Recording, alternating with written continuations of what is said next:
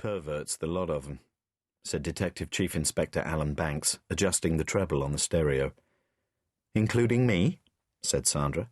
Since when has making artistic representations of the naked human form been a perversion? I'm damn sure half of them don't even have films in their cameras. Sandra laughed. Nonsense. Stop playing the Yahoo, it doesn't suit you. And you don't have a leg to stand on acting the idiot over photography while you're inflicting this bloody opera on me. Philistine. Look, music I can take, but all this screeching gives me a headache. Screeching? Good Lord, woman, this is the sound of the human spirit soaring. Visidate visidamore.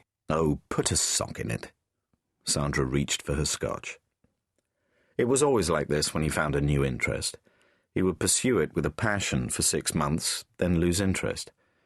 Of course, the detritus would remain, and that was how the house had come to be cluttered up with the novels of Dickens, wine-making equipment, 20s jazz records, and books on every subject under the sun.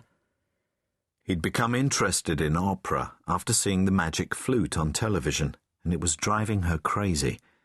Already complaints from Brian and Tracy had resulted in the removal of the TV to the spare room upstairs, and Sandra was forever tripping over the cassette boxes, which Banks preferred to records, as he liked to walk to work and listen on his Walkman. "You're not serious, are you?" she said, "about people in the camera club being perverts?" I shouldn't be surprised if one or two. The phone rang. Damn and blast it.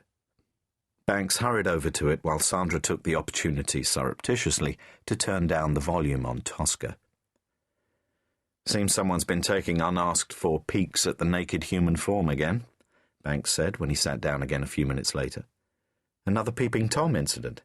"Yeah, woman named Carol Ellis. Seems she'd just come back from the pub. She lives on that new estate, Lee View, those ugly brown bungalows down by the Gallows View cottages. Great places for voyeurs, bungalows. Don't need to shin up the drain pipe. This one's taken a few risks lately, though. Last time it was a second-floor maisonette." "Oh, it makes my skin crawl," said Sandra. "You don't have to go in, do you?" "No, it'll wait until morning. Anyway, all this talk about naked bodies is exciting me. Time for bed?" "Sorry." Sandra turned off the stereo. "Not tonight, dear. I've got a headache." "And where were you till all bloody hours last night?"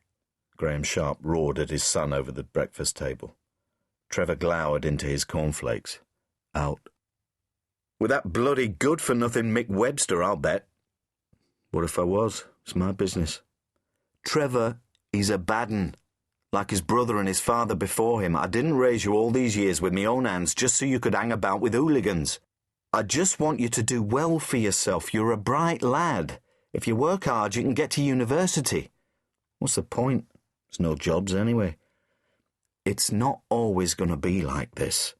Things can change. You need to stay in a bit more, do your homework. You know you can do it." "It's boring." "Well, look at Mick, then. He left school a year ago on the bloody dole still and sharing a hovel with that layabout brother of his. Lenny's not a layabout. He had a job in London and got made redundant. Wasn't his fault. Look, I'm not going to argue with you. I want you to spend more time on your schoolwork. I might not have made much of my life, but you're bloody well going to if it kills me."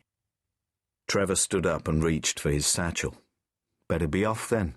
Wouldn't want to be late, would I?" After the door slammed, Graham Sharp sighed. Trevor was at a difficult age. He picked up the breakfast dishes, carried them to the sink, and stacked them on the drainer. Then he checked his watch, walked through to the shop, turned the sign to read "Open," and unlocked the door. Reluctantly, Banks snapped off his Walkman in the middle of Dido's Lament and walked into the station, a Tudor-fronted building in the cobbled market square. He said good morning to Sergeant Rowe at the desk and climbed upstairs to his office. On his desk was a message from Gristhorpe.